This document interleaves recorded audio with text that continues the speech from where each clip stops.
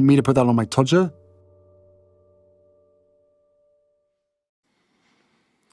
Harry's wife. The end is nigh. No, this isn't some prophetic announcement from your glorious narrator to tell you that a meteor is about to smash into the Earth and cause the extinction of all life on the planet as we know it, or that there's going to be the release of some all-pervasive virus that's going to wipe us all out. You needn't worry about that. And that also means, most joyously, there's going to be plenty more videos that you can watch from your glorious narrator. You can still continue to listen to these chocolatey, velvety, stentorian tones for a considerable time yet. Issue your own personal hallelujah as you deem appropriate. But no, the end is nigh for somebody else. Interestingly, Camilla Tominey wrote in the Telegraph as follows. Every day, journalists like me receive emails from PR companies trying to cash in on the coronation on behalf of their clients. So far, my inbox has been bombarded with missives carrying such headlines as Coins Cutouts and Queen Camilla, eBay reveals top coronation collectibles causing a frenzy, Mintel coronation patriotism, boost inspires young Brits to buy into Made in Britain. My personal favourite, she writes, is from Southwestern Trains, Royals and the Railway, Windsor Station prepares for the coronation. Yet occasionally, the odd subject line does catch the eye. This week, it was from a PR agency representing U-Scan, which describes itself as an AI-powered social media listening platform with industry-leading image recognition capabilities. Interesting. The company has conducted a study analysing social media mentions and sentiment towards members of the royal family since January this year. They trawled through content from YouTube, Pinterest, Twitter, Instagram and TikTok, analysing each post to reveal if it was generally positive or negative towards the royal mentioned. The research found that, perhaps unsurprisingly, the Prince of Pink Pancakes was the most talked about royal on social media, with 3.9 million total mentions. However, as the study points out, the majority of those mentions were negative, primarily due to his autobiography, Wah, which made up 21% of all mentions. Overall, negative publications exceeded the positive ones, 593,000 as against 239,000, roughly double. So far, so uncontroversial.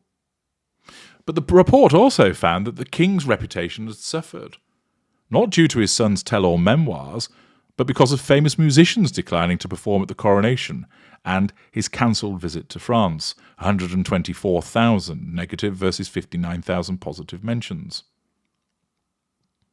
French social media users were particularly critical, complaining about the cost of the visit to the taxpayer.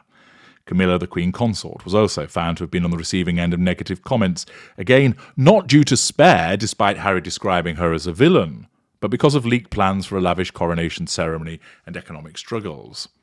She was also pilloried for having a celebratory Christmas lunch with the likes of Jeremy Clarkson and Piers Morgan. After, of course, they'd been hugely critical, as you'd expect, of the Duchess of Sussex. Speaking of whom, there was a spike in negative mentions of Harry's wife, the second most talked about royal, which of course she won't like, she wants to be first. She had 3 million media mentions on social media. The spike being not to do with anything that she would like to cause, not to do with any of her PR puff pieces, or her little video appearance that she did for her chum in relation to the coffee. No, it was, of course, as a consequence of being parodied on the American animated comedy series South Park. Now, this is indicative of why the end is nigh. Overall negative mentions about the Duchess were almost 4 times more numerous than positive ones. 384,000 as against 98,000. The sugars weren't working hard enough, it would appear. Even worse for the Duchess of Overseas, the Princess of Wales, who is the third most talked about royal on social media with 2.2 million mentions, had more positive comments, twice as high as those of negative ones, 105,000 as against 48,000. The Prince of Wales wasn't talked about as much than his brother, sister-in-law and wife, but for him, his positive mentions were nearly 3 times greater than negative. Now, of course, the fact that Harry's wife is being talked about is fuel for her, but she will not like the fact that 4 times as many negative comments as positive were being made about her, which again demonstrates her lack of popularity and that so many people now see through her. Furthermore, her husband can't salvage matters because he's talked about critically also. Her popularity has tanked in the United States to follow that within the United Kingdom. Polls that I've mentioned in parts passive demonstrate that. She and her husband have been lampooned repeatedly. South Park, Chris Rock did so, Charlemagne the God, amongst many others. The Shitflix series at the back end of last year was ultimately criticised. The Arsey Wipes series was regaled with criticism, and the suggestion that there might be a second series has been met with indifference and further criticism.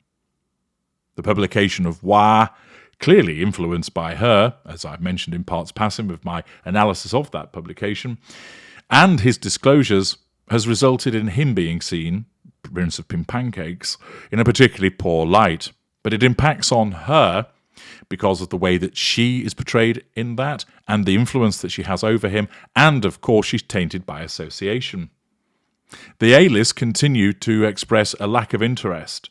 We see the same names linked to them, Ellen DeGeneres, Serena Williams.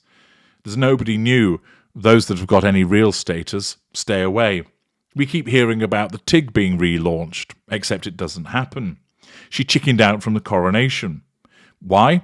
Because ultimately she faced too many threats by virtue of the British public, the British media and the royal family, and the upside of attendance was not enough to outweigh that. Therefore, that demonstrates that Harry's use to her has become particularly diminished, because after all, what is his use? His only use is the fact that he's a prince of the realm and that she married in. Questions are being asked about Archewell. What does it do? Where does the money go? What's it being spent on? Why have you got no physical premises, etc.? And therefore, she needs to do something to address that. Is Harry going to help with it? No. What business acumen has he got? Nada. She loves the high life. She loves the expensive clothes, the private jets, the gas-guzzling 4x4s. And yet, this residual benefit comes with a considerable expense, but she wants it. He's not going to be able to continue to provide it with diminishing returns in terms of his own financial situation, and furthermore, what further talents has he got? The only one he has is the royal family, and they've ostracised that. Accordingly, it creates a considerable difficulty in that regard for her to maintain the high life, and he's not helping with that, and that particular residual benefit is hugely, hugely important to her. His family are no longer reacting. Therefore, what's the need for him if his family aren't responding to the provocations or offering olive branches or are giving them material that they can monetize? Harry has no real talent beyond his royal connection. As I've said before, he's at his happiest getting his sleeves rolled up and getting down amongst the dirt and doing something practical. But that's not happening. His involvement with Better Up is laughable. He's not somebody that's going to be able to provide brilliant speeches. The Harry's Wife games came and went. And the only other thing that he's able to do is participate rather in her shared victimhood. But the world has grown increasingly weary of that particular strand of their approaches and that particular string to their bows. She's now got the titles for the children, job done, doesn't need him for that. And therefore, her narcissism will be asking this question in the subconscious. What purpose does he serve? He has no talents. The only talent that, or benefit that he really brings, which was a substantial one, let's not forget that, is his membership of the royal family, which he's, of course, as a consequence of her short-sighted narcissism, prized him away from, and her arrogance expected that the royal family would come running after them, continuing to provide them with information, facts, conversations, victimhood that continue to be leveraged. But the suitably advised royal family haven't fallen into that trap to the extent that she would want. Accordingly, all of these problems are stacking up. But she has a way out from it. Blame someone else. The typical response of the narcissist to those threats to control is to deny that the narcissist is at fault and that it's either something or someone else's fault. And here, her narcissism will now start to be itching to blame Harry.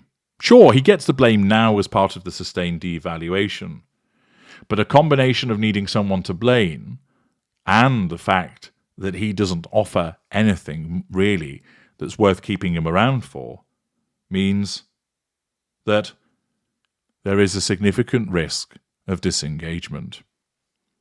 I now see that as a consequence of the circling of the drain that's been experienced and so many things that have gone wrong for them, from her not packing out Stadia as she'd expect, but rather talking to a group of people in Indianapolis at a mid-market hotel, that nobody's shown any particular interest in the supposed fruits of her ability, that nobody's interested in her speeches, witness the bore fest that occurred at Bridgewater Hall in Manchester in September.